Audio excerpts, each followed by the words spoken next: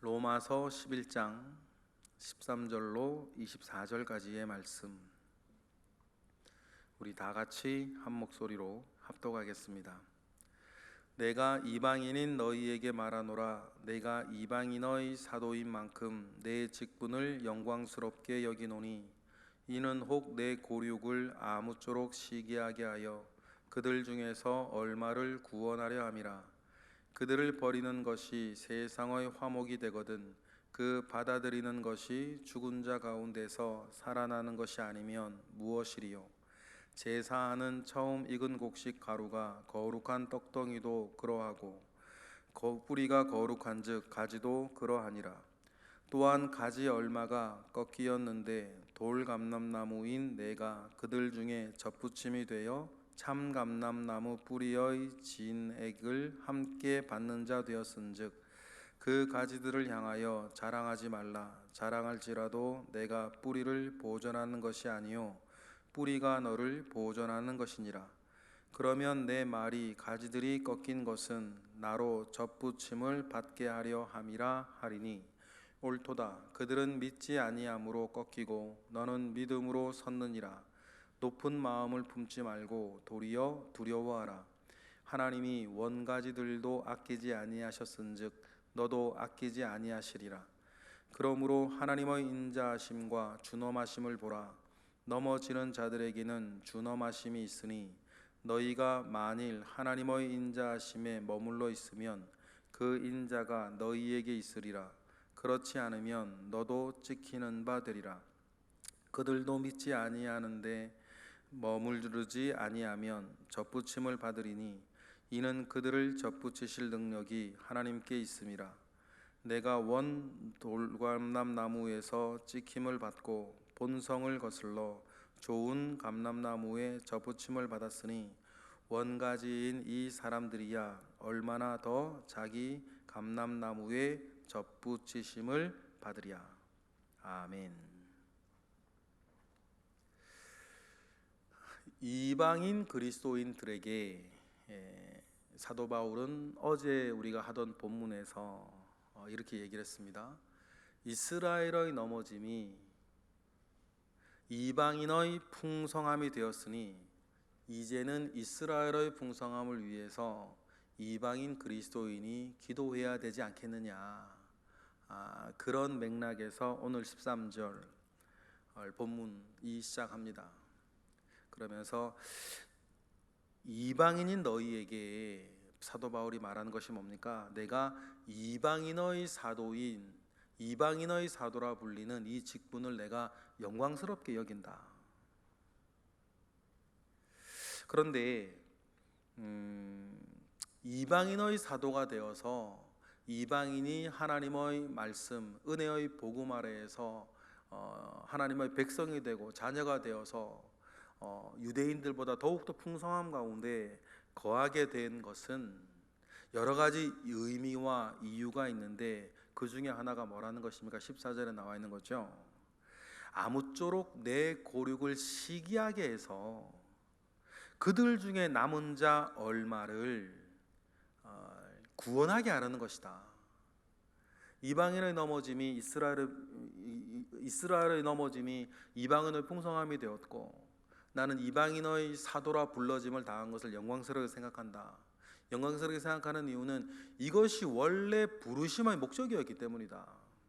이방인에게 내가 얘기하니 내가 이방인의 사도로서 내가 영광스러운 것이 아니고, 맨 처음 아브라함 부르실 때에 너는 복이 되라 그랬고, 이스라엘을 민족으로 부르실 때 제3장 나라가 되라 그랬는데, 이스라엘은 그 일들 가운데 하나님의 의를 이루지 못하고 율법의 의, 자기 의를 이렇게 추구하면서 이방인들은 꺾이고 넘어지지 아니하였는가.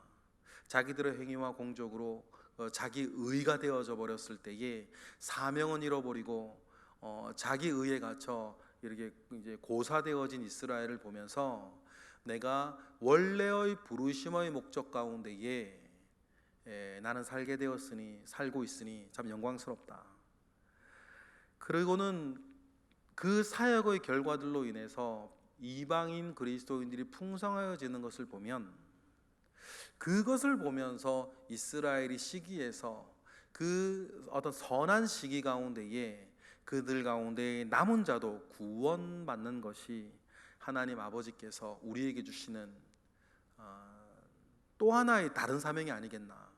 그러니까 이방인들도 이스라엘을 반면교사 삼아 하나님이 우리를 부르셔서 이젠 이스라엘은 끝났고 이방인들이 우리 이방인들이 이제 예전에는 사랑받지 못한 자요 예전에는 부르심을 받지 못한 자로 있었으나 이젠 우리가 부르심을 얻었다. 여기에 그치면 되겠냐 안 되겠냐? 안 된다는 말이에요. 왜냐? 그건 이스라엘이 했던 짓하고 똑같은 거 아니냐. 이스라엘이 그렇게 마음먹어서 하나님 아버지 앞에 꺾이심을 당했는데 유대 이스라엘을 바라보는 이 이방인 그리스도인들의 마음이 이젠 이방인이 아니고 이스라엘이 아니고 이방인의 어떤 마음 가운데에 하나님께서 계신다라고 하고 이스라엘을 돌아보지 아니하면 그건 이스라엘이 멸망하고 당했던 원초적인 그 마음과 뭐가 다르겠냐, 그 이야기를 하는 것입니다. 그러니 우리가 어떤 마음으로 이스라엘을 바라봐야 된다? 15절이에요 15절 우리 다 같이 읽어볼까요? 시작. 그들을 버리는 것이 세상의 화목이 되거든 그 받아들이는 것이 죽은 자 가운데서 살아나는 것이 아니면 무엇이리요? 여러분 이 말씀을 잘 이해하셔야 돼요. 오늘 본문을 전체적으로 이해하실 때에 15절 말씀을 이해하는 게 굉장히 중요해요. 예를 들어 이런 거죠. 하나님이 이스라엘을 버리는 것이 뭐가 되었다? 세상의 화목이 되었다. 그러면 세상의 화목이 되는 과정 가운데에서 이방인 그리스도인들이 하나님의 자녀가 되어 풍성함이 되었다면 이제는 우리들은 이방인 그리스도는 어떻게 해야 된다? 그들을 받아들이는 것으로 그들을 업신여기지 않고 예수 그리스도를 못 박아 죽인 실패한 자들이라고 그들을 비하하고 비난하고 그들을 괄시하지 아니하고 그들을 다시 우리가 어떻게 해야 된다? 받아들이는 것이 되어야 되지 않겠냐. 그리고 그들이 예수 믿도록 그들을 사랑하고 그들을 존중하고 그들이 돌아오기를 위해서 그들을 우리가 받아들이도록 노력하는 되지 않겠냐. 이것이 뭡니까? 죽은 자 가운데서 그들을 다시 살리는 것이다 라고 하는 그 이야기를 해나가는 것입니다. 이런 역설이죠. 하나님은 버리셨으나 우리 이방인 그리스도인들의 사람 다시 그들을 받아들여서 이방인이나 이스라엘이나 모두 하나님 아버지 앞에 복되게 만들어가는 것이어야 한다라고 하는 그 이야기들을 우리에게 얘기하시죠. 왜냐하면 우리는 뿌리라는 것을 생각하는 것이 해야 되기 때문입니다. 그렇죠? 16절 우리 읽어보실까요? 제사하는 처음 익은 곡식 가루가 거룩한즉 떡덩이도 그러하고 뿌리가 거룩한즉 가지도 그러하다는 것을 기억해야 된다. 이스라엘을 바라볼 때에 저와 여러분들도 바울의 지금 이 글 안에서는 이방인 그리스도인이거든요. 그죠? 로마인 헬라인뿐만 아니라 우리들도 어떻게 보면 바울의 입장에서는 이방인 그리스도인이에요. 그런데 이제 뒤늦게 믿게 되어진 이방인 그리스도인들에게 이스라엘을 어떻게 생각해야 되는가? 맨 처음 떡덩이를 만들 때 가루가 거룩해야 떡덩이가 거룩하고 뿌리가 거룩해야 가지가 거룩한 것처럼 우리가 거룩해져야 할, 다시 받아들여 거룩해져야 할 이스라엘을 우리는 그렇게 생각해야 된다. 오늘 이방인 그리스도인들이 있기까지 아브라함 때서부터만 생각을 하더라도 여러분 이스라엘이 있었고 존재하고 그들이 전하여 준 하나님의 말씀과 신앙 유산과 신앙 전통이 있었기 때문에 오늘의 우리도 존재할 수 있었던 것 아니냐. 그러니 이 가루 뿌리는 이스라엘을 말하는 것이고 떡덩이 가지는 이방인 그리스도인들을 말하는 거겠죠. 그러니 우리가 여러분 그 이스라엘과 구약과 그 모든 것들을 가루요 뿌리 된 입장에서 우리가 사랑하고 존중하고 또 더 나아가 그들이 다시 그리스도 예수께로 돌아오기를 위해서 우리가 기도하고 애쓰고 노력해야 되지 않겠는가라고 이야기를 해요. 그 이야기를 하면서 17절 말씀이 시작되어지죠. 그런 17절 말씀은 뭐냐면 돌감람나무 가지 너희들을 잘라서 참 감람나무에 접붙임을 했다, 그 이야기예요. 그런데 농사를 하셨던 분들은 딱 이것이 농사는 이렇게 하는 게 아닌데 라고 하는 걸 아실 거예요. 돌감람나무 가지를 잘라서 참감람나무에 붙이는 농사는 없어요. 그죠? 참감람나무 가지를 잘라서 돌감람나무에 붙여서 그 돌감람나무에서 참감람나무 열매가 맺히게 하는 거죠. 근데 바울은 거꾸로 얘기를 지금 하는 거예요. 어떤 분들은 사도 바울이 농사하는 법을 몰라가지고 이런 얘기를 하는 거다, 그렇게 얘기하시는 분도 있어요. 그런데요, 그런 것 같지는 않아요. 왜냐하면 먼저 24절을 보시면 본성을 거슬러 그렇게 한다라고 하는 그 말을 사도 바울이 하는 것을 비추어 보면, 사도 바울이 농사하는 법을 몰라서 착각해서 이렇게 뒤집어서 이야기하는 것이 아니라 이것이 본성에 거스르는 법, 농사법에 거스르는 일이라는 것을 사도 바울도 알아요. 그런데 왜 그러면 사도 바울은 보통 농사법하고는 다르게 마치 자기가 착각하고 있듯이 오해하고 있는, 잘못 알고 있는 것처럼 말을 할까? 이것은 뿌리와 가지, 다른 표현으로는 가루와 떡덩이의 어떤 원래적인 것과 지금 일어난 흐름을, 영적 흐름을 이렇게 사도 바울이 표현하기 위해서 이야기를 하겠죠. 왜냐하면 이방인이 뿌리가 되는 것은 아니니까. 이방인은 어차피 어쨌든지 간에 원래 복음 가운데에 잘라져 접붙여진 이방인과 이스라엘의 관계를 설명하기 위해서, 이렇게 영적 본질을 좀 이해하기 위해서 이렇게 얘기를 했지, 사도 바울이 농사하는 걸 몰라서 그렇게 한 것은 아니다라고 하는 것을 우리가 염두에 두고 이방인과 이스라엘의 관계를 설명을 우리가 하고 있다는 걸 이해하셔야겠습니다. 어떻게 얘기를 합니까? 17절 읽어보겠습니다. 또한 가지 얼마가 꺾이었는데 돌감람 나무인 내가 그들 중에 접붙임되어 참감람 나무 뿌리의 진액을 받아 진액을 함께 받는 자가 되었다라고 하는 사실을 기억해라. 누구에게? 이방인 그리스도인에게. 그러니 뭐 하지 말라는 거예요? 옛날 이스라엘 사람들이 이방인을 멸시했던 것처럼 이스라엘 사람들을, 이방인 그리스도인들이 뭐 하지 마라, 이스라엘 사람들을 멸시해서는 안 된다는 거예요. 지금 믿지 아니하고 지금 하나님을 거역하고 있다 하더라도 그들을 멸시하고 그들을 괄시해서는 안 된다는 거예요. 이스라엘이 이방인을 그렇게 멸시했던 것처럼. 그 대표적인, 역사상 대표적인 여러분 사람 중에 한 사람이 히틀러 같은 사람일 수 있겠죠. 나치 독일 히틀러가 여러 가지 정치적인 자기의 목적도 있었겠지만 유대인들을 그렇게 막 박해하였던 가장 큰 원인 중에 하나가, 슬로건 중에 하나가 뭐였어요? 예수 십자가에 못 박아 죽인 자들. 그런 어떤 이유들도 있었단 말이죠. 그래서 유대인들을 그렇게 학살하고 막 그런데 이용해 먹지 않았습니까? 그렇게 따지면요, 예수 그리스도를 십자가에 못 박혀 죽인 것도 유대인 맞는데 예수 그리스도를 맨 처음 전해준 것도 유대인이네요. 베드로가 유대인 아닙니까? 사도 바울이 유대인 아닙니까? 사도 요한이 유대인 아닙니까? 야고보가 유대인이잖아요.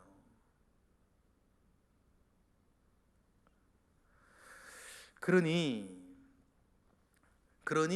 섣불리 막 우리가 이렇게 되었다라는 것을 자랑하지 말고 뭐를 보존해라? 뿌리를 귀히 여기고 보존하라. 이스라엘을 위해서 그렇게 향해서 그렇게 얘기를 하는 거죠. 18절입니다. 시작.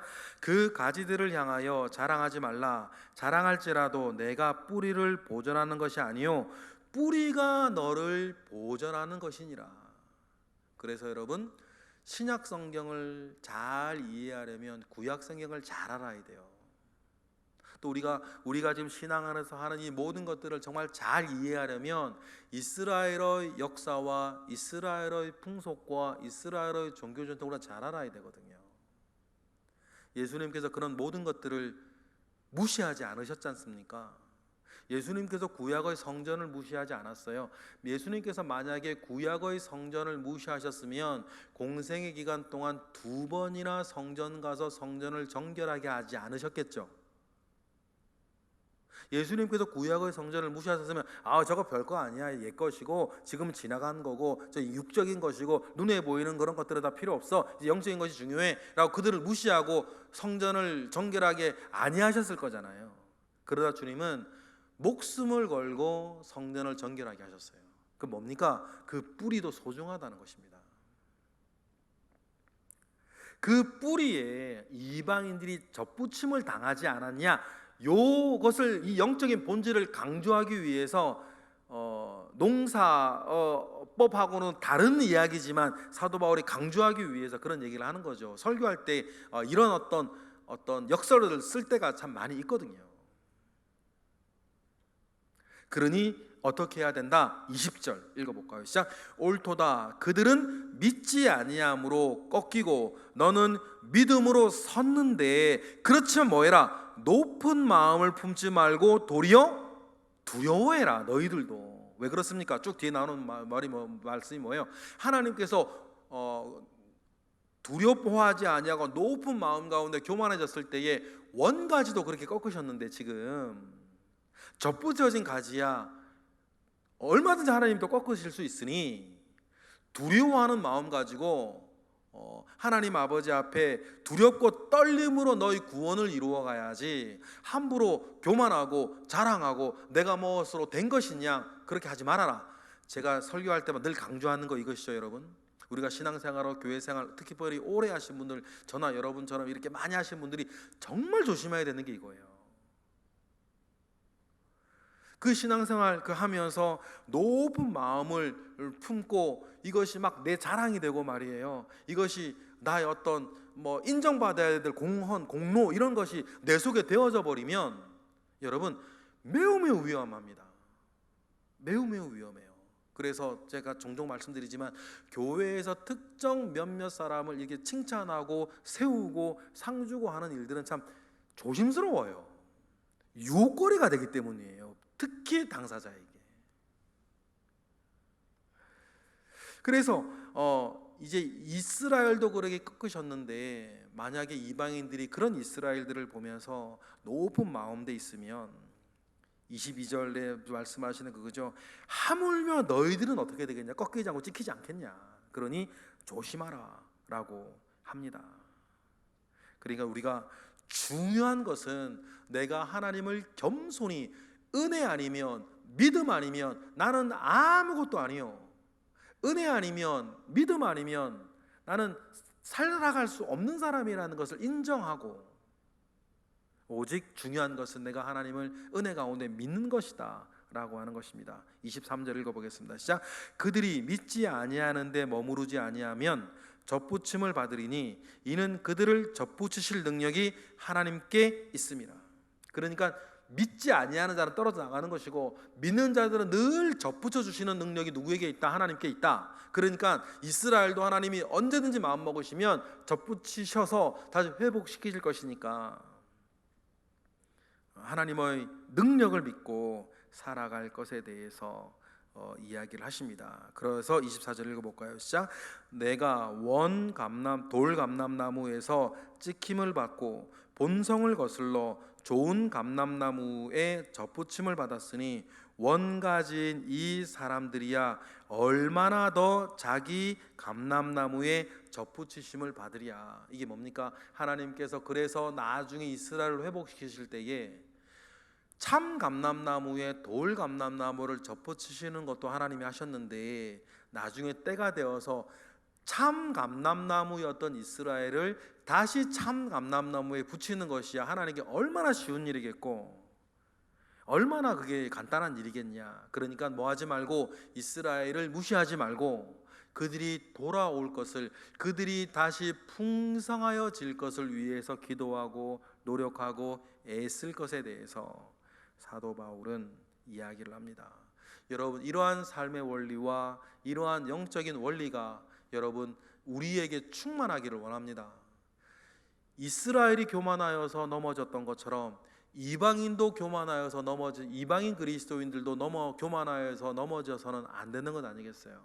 그러니 여러분, 우리가 성도가 성도를 바라볼 때, 우리가 교회 안에서 다른 성도를 바라볼 때에 이러한 영적인 원리를 꼭 기억하고 우리가 사셔야 될 줄로 믿어요. 그래서 서로가 서로를 불쌍히 여기고 나보다 남을 더 낮게 여기고, 여러분, 하나님께서 우리에게 원하시고 바라시는 그 영적 마음이 그런 마음인 줄로 믿습니다. 그러니 여러분, 이스라엘과 이방인 그리스도인 사이에 이 사이를 통해서 말씀해 주시는 이 영적인 원리와 삶의 어떤 원리를 우리의 삶 가운데 잘 받아들여서 나를 어떻게 내가 생각하며 살아야 되는지, 다른 이들을 어떻게 생각하며 살아야 되는지, 이러한 영적인 원리 가운데에 살아가시는 분에겐 하나님께서 팔복을 주실 줄 믿어요. 결국 주님께서 팔복을 설교하실 때에 팔복의 삶의 원리가 사실 요 원리거든요. 그죠? 가난한 마음 가지고 나보다 남을 더 낮게 여기며, 내가 하나님께로부터 내가 받은 은혜를 알기에 나가 아무것도 아닌 것을 알고 그저 하나님께서 내게 주신 것에 감사하면서 높은 마음, 강한 마음에 큰 마음 품지 아니하고 작은 자 되어서 하나님 아버지 앞에 늘 살아가시는 저와 여러분 되시기를 바랍니다. 그러한 삶을 사시는 사람들에게는 하나님께서 채우시는 은혜가 있을 줄 믿습니다. 그 은혜 바라며 늘 승리하며 사는 저와 여러분 되시길 주님의 이름으로 축복합니다. 기도하겠습니다. 할렐루야. 하나님, 감사와 영광 올려드립니다. 주님으로부터 말미암아 오는 선한 은혜들이 우리 가운데 있으니 주님 감사와 영광 올려드립니다. 주님께서 이스라엘과 이방인 그리스도인 사이에 그들의 삶의 원리를 가르치시는 것처럼 우리의 삶의 원리, 우리의 영적인 구원의 원리를 우리가 꼭 기억을 하고, 하나님, 우리가 겸손하고 가난하고 풍성한 은혜 가운데에 우리가 살아갈 수 있도록 주님 은혜를 더하여 주옵소서.